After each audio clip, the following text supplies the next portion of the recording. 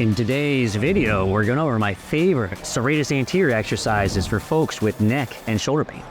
So the Serratus Anterior muscle is an important muscle when folks have neck pain and shoulder pain, simply because if we strengthen this, it seems to help those folks. The Serratus Anterior is involved with the motion of the shoulder, including protraction, so back and forth the shoulder blade, and the second piece is upward rotation. So go ahead and raise overhead. If you notice, the shoulder blade is spinning. So it starts here and it spins up. That's upward rotation. So in today's video, we're gonna go over the classic exercises shown by Decker et al. In 1999 to have high activity of the Serratus Anterior. And after that, I'm gonna go over some of my favorite exercises that I feel are a little bit harder and more specific to the athletes I work with that are trying to get back to higher level activities in the gym, like weight training. The first exercise is the classic Serratus punch. So basically, Colin has a dumbbell in his hand, and from here, he keeps his elbow completely locked out and tries to move strictly from his shoulder blade. So reaching up towards the ceiling and bring the shoulder blade back down to the table, back and forth. Next we have the push-up plus. So essentially we have Colin in a push-up position. Again, keeping those elbows completely locked out. He's gonna sink his ribs through his shoulder blades and then push up to the ceiling, trying to get your upper back up towards the ceiling, back and forth.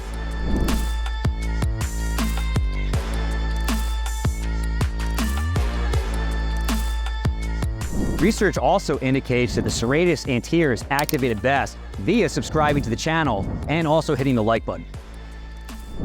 The next exercise is Scaption. So essentially we're gonna have Colin with two dumbbells. You can see his thumbs are facing up towards the ceiling. And in terms of how far his arms out from the side, we're not straight to the side here. We're not all the way in the front. We're somewhere in between the two, around 30 degrees in the scapular plane.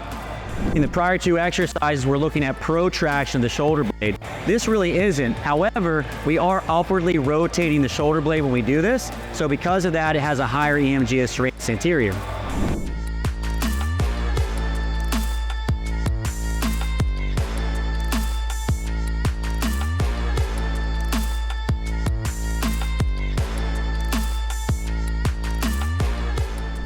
And our last exercise is the dynamic hug. So basically, Colin's gonna start with a band around his back. He's gonna reach forward like there's a big tree right here, and he's trying to hug around it and try to fully protract from the shoulder blades, get that band to snap against your neck, just like that. Very good. Be careful not to have that happen. But full reach, like going around that tree and giving it a hug, and that's it. Good job. So now we're going over the basics. Here's some of my more advanced exercise variations I like to use with my athletes once they get past those initial Serratus Anterior exercises. The first is going to be a plank plus. So as opposed to being a push-up position, we're going into a plank, right? And the thing is, we went from the body angled up here to down here, so now we have a little bit more weight through the upper extremity. The other reason why I like this exercise is because we have the elbows bent. A lot of folks, when they're doing a plank plus, they have a really hard time not bending the elbow while you're doing this. When we do the plank plus, it's a lot easier because they don't have to think about what's going on at the elbow. So from here, let's go pop up into a plank here, Colin. From here, sink your shoulder blades towards the ceiling, back and forth. So it's movement, but now we're a little bit closer to the ground in our plank position. Next exercise is going to be a shoulder tap. So basically, we're gonna have Colin in a push-up position. And from here, he's gonna try to pick up one hand and tap his opposite side shoulder. Let's have you do a few just like this, Colin. And as soon as Colin picks up one side arm, all his weight is now being borne on one side. The gravity is trying to push his shoulder blade into retraction, and he has to fight that by pushing back into protraction. So probably a little bit more work for Serratus, just because we went from two arms doing the work, now to one arm. Next we have forward and backwards crawl variations. So essentially we're gonna have Colin on hands and knees, and from here he's gonna push away from the floor with his arms and pick his knees up off the floor. From here, let's have you take a few steps forward. Good. And then let's have you take a few steps backwards. Excellent. Now the reason why this is so helpful is because when we're pushing backwards, we're pushing away, we're protracting, we're also upwardly rotating, kind of like in the Scaption example. So when we push backwards this way, we're probably getting a lot of work at the Serratus Anterior. The thing about crawls is that when you move backwards, it's all concentric work for the Serratus. When you move forwards, it's more of the eccentric work for Serratus. So I just make sure that I go forward and backwards to make sure we're getting those concentric and eccentric forces.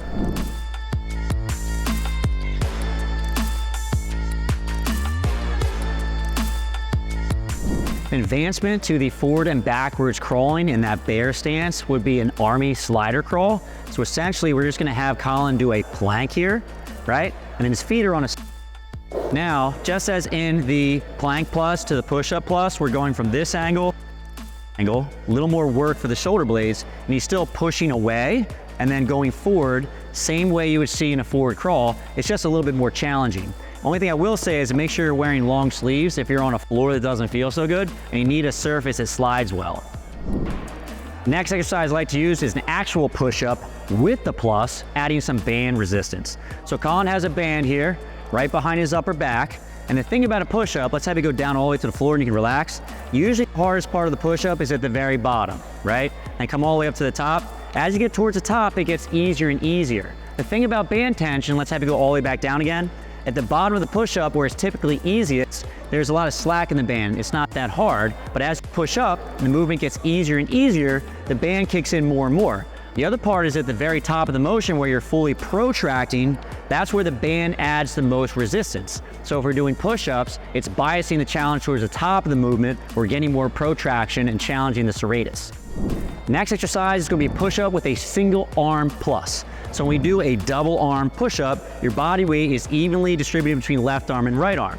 In this exercise, when we get to the top, we take push away. So we're actually getting full body weight into one side arm and protracting at the top, right? So Colin's gonna go down to his push-up. When he gets about halfway, he's gonna pick up one hand and try to push away from the floor at the very top. Lots of serratus anterior. The last exercise is going to be a landmine press, but I do want to say that pressing in general uses serratus anterior quite a bit. So think about doing even, let's say, a dumbbell press. So as the weights are coming down, the weights are trying to retract me. So I have to protract a little bit or resist retraction. On the way back up again, I'm getting a little protraction naturally. So the serratus anteriors can be very active, and I'm not just making this up. I can give you a link or two to some of these research papers if you want to see the EMG activation, but just suffice to say, pressing in general is going to work your serratus anterior. But let's go over the landmine press. We'll have Colin go ahead and grab this barbell, right? And from here, he's gonna reach and press away, and he's getting quite a bit of protraction, upward rotation when he's doing this, so his serratus anterior is doing a lot of work.